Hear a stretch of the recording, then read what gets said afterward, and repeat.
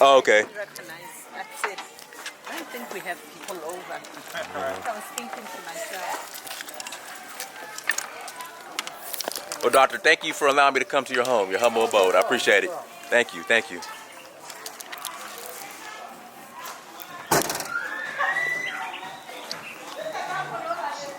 The challenges dealing with visa or whatever is the scapegoat, the Liberia scapegoat. So I was going to bring that up. right, so Liberia is a scapegoat for everything. Now, the actual geopolitics behind Liberia, diamond cartels, De Beers cartel, France, Houphouët-Boigny, supporting Charles Taylor, all these things. But what you get is this very simplified story of how the black people out of the U.S. didn't get along with the indigenous black people, and then that's just the thing. So that becomes a scapegoat of, oh, well, if the black people come from the diaspora, then they're going to act like they're better than us, and blah, blah, blah, blah. So I actually gave a talk at that AAPC conference dealing with Haiti, Morocco, and the AU, because Haiti applied to join the AU and were rejected, even though they are the reason why you can walk the streets in Africa now and not have to worry about getting kidnapped, because when they whooped that British behind, that's what they said they have to stop the quote-unquote trade of bringing people here. When Jamaica whipped that British behind, that's where they said they have to stop chattel enslavement altogether. So both of those are reactions to the British getting their butts whooped. So essentially, if not for Haiti whooping that British behind, we'd still be dealing with kidnapping, and all these things that are going on here. Now, just to bring it forward, when we're looking at the Liberia case study, and that's what I dealt with in the presentation, was after dealing with that, and then Morocco, where they're still enslaving black people, about over 200,000 black people, and they use the word abid, which means both slave and black interchangeably. So when they say slave, they mean black. When they say black, they mean slave. Boom, that's where they're coming from. And but they applied to join the African Union, and they were accepted open arms, right? Because that's what all Africanism is about. Pan-Africanism means black people regardless of location. This whole All African Peoples Conference means location regardless of whether you're African or you're invader or what. So Arab on top, white Arab on top, black indigenous person on the bottom is what that whole situation is about. So at the end, I had to deal with that Liberia question, because I'm like, let's look at this thing. That Liberia is not separate from any other case of black on black violence, which according to Dr. Amos Wilson is black self-annihilation in service of white domination. So if you look at the war in Eastern Congo, that's about resources, that's about coltan. So you have, rebel groups that are funded by this side, you have Halliburton in there, you have all these multinational corporations. So you have black people who are fighting other black people, but we're dealing with that as though that's different from anywhere else, right. Which is Liberia is about diamonds. So De Beers and all these diamond cartels are the ones who are behind financing all these things. So you see like a movie about Blood Diamond, but then don't put it in perspective that that's what's going on. You have in Rwanda Hutus and Tutsis. So where are the diasporans there, right? Right. So in that instance, again, that's at the border going into Congo. So all those same geopolitics going on there. But then you have, so-called Tutsis thinking that they're better than Hutus. So where's the outcry? Oh, well, now we need to get rid of all Tutsis from the continent. No, that's not the discussion. But now that's the discussion of why we can't deal with diasporans on the level of citizenship, so forth and so on. So it becomes a scapegoat. If you look at southeastern Nigeria and all the unrest Igbos, there, yeah. Right, Igbos, Efik, Ebibio, you name it, whatever's going on there with shell oil, all these different lands that are polluted, where the diasporans there? Your scapegoat isn't there, but you still have black people killing black people in service of white people so they can take the resources away. If you look at the unrest in the Maghreb, so northern Mali, you remember that whole crisis that's there, where the diasporans there? They're nowhere to be found. Right. But what is to be found is nuclear interests of France. So that's what powers France is right there in northwestern Niger. Right there across the border is magically what is really being fought over. But there are no diasporans there. So basically that the Liberia case isn't a separate case or different from any of these other cases. Of some cases you have black people fighting black people because one thinks that they're better than the other, or this or that or whatever. But at the end of the day, it's all in ensuring the survival of white folks for their white interests to take black resources and then laugh all the way to the bank when we're fighting each other over these things. If you look at the so-called xenophobia in South Africa, where are the diasporans there? They're nowhere to be found. And I could go down the list. You can look at Central African Republic, where are the diasporans there?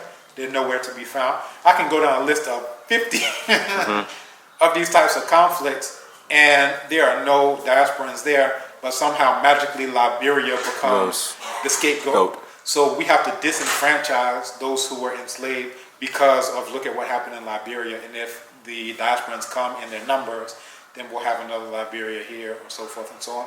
But it doesn't even make logical sense when we have all these other cases that are the exact same about the resources in the ground and pitting one black person against another black person so that they don't have to pay for those resources. So there are no tank factories, there are no bazooka factories, there are no AK-47 factories in the bush in Liberia. How's all that getting in there? Again, funding by the diamond cartels. And there's a good documentary, I looked at this, actually around the time the stuff was going on, a little bit later, called The Diamond Life by Guerrilla News Network, that really went into all the specific names of these cartels and their role in exacerbating conflicts where they already existed or creating conflicts where there were none previously. And you see it time and time again. So, you know, to basically get to the heart of the whole Liberia question, it's just the exact same thing over and over again. But then it just becomes a way to disenfranchise those and not feel bad about it at the end of the day, because now we have a narrative that allows us to be fundamentally unjust. So is it fair, because I get called decisive when I bring this up. If black Americans were to come together and demand their own separate nation state in Africa, their own land, to govern themselves, what are your thoughts on that? Is that something that we should fight for or bring up, or just let it go and integrate into an African society? Like, what are your thoughts on that? I don't think anyone who considers themselves to be American should be anywhere close to anything. Okay. So if you consider yourself to be American, to me, it means that you're very lost, right? As I was mentioning before, so if you are American, you wouldn't be catching all the hell that you're catching, you know, and I was quoting Malcolm X on that point before. And the whole point of convincing us that we should call ourselves black Americans is to separate ourselves from other black people. So essentially what needs to happen, in my view, is that all black people need to come together on the basis of being black in order to deal with our white enemies, period. If we have something called a black American or an Afro-Brazilian or a Ghanaian or a Nigerian, or on the smaller level, a Yoruba or Igbo or Hausa, all of these things are just, how would I put it? They're Counterproductive. They're not getting to the root of the problem, and rather they're exacerbating the problem and continuing the problem. The problem at the time of enslavement, picture this, and people would say, oh, picture if we all came together to fight these white folks. We'd have a different course of history. Africa would look totally different if we said, look, we're all black. Let's stop trying to say, all right, the Dutch are my trading partners, the Danes are my trading partners, the British are my trading partners, blah, blah. Well, guess what? They didn't invite none of y'all black behinds to the Berlin Conference, so that tells you what your trading partner does for you, right? They said at the Berlin Conference, we're all white people, and we're coming together on the basis of we're all white, and we have a common policy for all of y'all black people. So what does that tell us? That tells us that if we're going to defend ourselves, then we need to defend ourselves on the basis of what we have in common. It would be like, okay, because someone punched me in my jaw, but because my right hand wasn't hit directly, I'm not going to fight back. Or they didn't step on my toes, so I'm not going to kick you or run away or do anything because my feet aren't the ones that are in danger. Once you understand this is all one black whole, one black body, then we will fight together as a black body on the basis of, look, we belong to one thing. But as long as there's something called a black American, there's a reason why that terminology of whatever American is popular now, because it subverts the idea of black. So at one point in time, not too long ago, and before, you know, you had people who were enslaved. You have a place called Igbo Landing in South Carolina, so you had Igbos there, you have Akans there, you have Yoruba there, you have Fon there, you have Ga there, you have Wolof there, you have Congo, Bakongo there. You have all types of black people there, but they all go there and they come to realize, look, we come together on the basis of, look, we're all African, we're all Negroes, we're all black people. So on that basis, that's how we need to fight, that's how we need to move, that's how we need to organize. But that's not very helpful for white people because they will not survive if we do that. So they need to convince us to have an identity called something like Black American, a type of American. So once you accept that identity, well, now what does this type of American do? Because American, that's the noun, so this right-headed.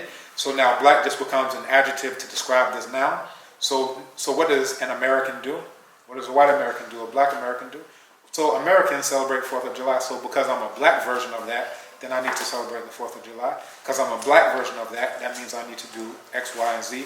I need to fight in the military on behalf of these pale white enemies who are destroying my people throughout the world. So the whole point of convincing us to have these teeny tiny fragment identities is to prevent us from saying, at the end of the day, we're all black people. We need to come together on the basis of we're all black people. Again, the fragment thing, we've seen how well that's worked. Has that worked well for us? No, Fragments? no. So all the white people in the entire world are coming together on the basis of being white, and now we try to fight them one-on-one, right? So the Asante are now fighting against them, and now Dahomey is fighting against them, and they get defeated. Now Benin Kingdom is fighting against them, they get defeated. All these teeny tiny fragments are fighting against all white people put together combined. How's that working for you so far? It doesn't work at all. If it's not working for you, let's not continue with the exact same thing. There's a quote that sometimes is attributed to Einstein, but it's actually not from him, it's anonymous. But just this idea of doing the same thing over and over again. Insanity. And expecting different results. Now, that's not the best definition of insanity as a whole, because it may incorporate more than that. But it's certainly an example of insane behavior. If we see the last 1,000 times we tried that, we got defeated, we got killed, so forth and so on. Let's try doing the opposite. So we could look at the first time that we said, let's come together on the basis of we're all black people, and that's Kemet. So Kemet is lasting for, at the low end, at least 3,000 years as a nation state. We're saying this is the land of black people. Everybody, we're all Kemet to you. We're all black people. So that's a better track record for my money than saying, all right, let's come together on the basis of, all right, we're all. And when Kemet falls, you have all these competing, dynasties. So now this one is fighting against this one, so forth and so on. You have these intermediate periods. The first intermediate period is about internal fighting, right? As opposed to saying, remember, we're all black people. The very first military document in history of Kemet, beyond just, I have this title, I have this rank, the autobiography of Winnie, talks about bringing together upper and lower Kemet from Medinit all the way to Abju, Kemse, Jeru, Wawat Nubians, Irjet Nubians, every single kind of black person to take military action against these pale white Eurasians, right? So that gives us a hint of how long this thing has been going on. This isn't, after enslavement, then blah, blah, blah. This is from the very beginning of recorded history has been this ongoing thing. You can read about it also in Destruction of Black Civilization. I'm writing a book on it called The Ancient African Origins of Pan-Africanism, meaning the black Pan-Africanism. Kemet, black people coming together on the basis of being black is what it's all about. But again, the destruction of black civilization is when we stop operating on that principle, when usually Jehudi Mess is a fall guy for this, for marrying in these Eurasians, bringing them into the court, allowing them to migrate in, where before that you have Amenemhat building the walls of the ruler that are made to trample the sand-dwelling Bedouins, right, sand-faring Bedouins. All these sites. So the policy is keep these Eurasians out. Anytime they come in, they bring death, destruction, rape, pillage, plunder. So let's keep them out. When we allow them to come in, that's already the end of your civilization. So in my view, again, the best thing is, look, we're all black people. The fragments, forget that. So get rid of the borders, everything. It depends on what borders we're talking about, because we have some pale white Eurasian invaders who are inside of Africa, which are these so-called Arabs, right? Mm-hmm. We got Bedouins, you got white Berbers. So for you to become white, it means that there was some mutation in a specific gene called SLC24A5. You went through a worm glaciation and now you came back. There's a documentary I referenced called Black Mummy of the Green Sahara, and there's a whole host of scholarship that buttresses that. But basically it goes into modern day Libya, southwestern Libya. The earliest case of mummification there, it was in the Caucasus Mountains, southwestern Libya again, and it was a black mummy, a black boy. So this tells us at one point in time, this is about 5,600 years ago, Libya was populated by black people. So if you go there now and you see all these pale white Eurasians, they are recent invaders. Again, we have to understand that these are invaders. So when I'm talking about get rid of borders, I'm not saying, oh, let's go be lovey-dovey with our very first colonists, enslavers, enemies, the same exact pale white Eurasian enemy. The only problem that they ever have amongst each other is who is going to conquer the land and resources of black people. So I'm not saying, oh, let's get rid of all borders and now let's let the Arabs in. That if we're going to do anything on the basis of we're all black people, one of the first things we need to do is deal with these invaders, our very first invaders, colonizers, and enemies who are still on occupied territory. When we say Kemet, usually we think about Kemet as the narrow nation state, but Kemet in the sense of what it actually means, which is land of black people. So if we are in what we now call Africa, that's the land of black people, right? In the broader sense of the land of black people. So the degree to which you find non-black people here in this land is the degree to which you have invaders on your land, and we need to do something about those invaders who are on our land. I have some suggestions as far as that goes as well. One is they don't need to be on our land, and then we can talk about methods to accomplish that. You want to talk about the methods, or that's something behind a closed door meeting? That's behind a closed door meeting. Okay. We can discuss the methods. Okay. All right, cool. I don't know what to say. Follow Dinah's Tamir on Touchful Guru. Tell everybody where you're from. I'm from Dallas, Texas. No, where are you from? I am from Nairobi, Thank you. Kenya. Yes. Thank you. Anything you want to say to the Africans that see, Black American, Kenyan, we're getting along, we're friends, we're connecting, we're building together. There's Africans that say, for some reason, I don't like Africans. What would you tell them? Stop quitting. Thanks. Tell them again. Stop quitting. Stop what? Stop quitting. Thank you. Stop quitting. C-O-O-N-I-N. Tell them. Say it again. You African. Stop what? Stop the quitting. Thank you. Tell them. Put it down on the floor. Thank you. Stop it. Thank you so much. Thank you.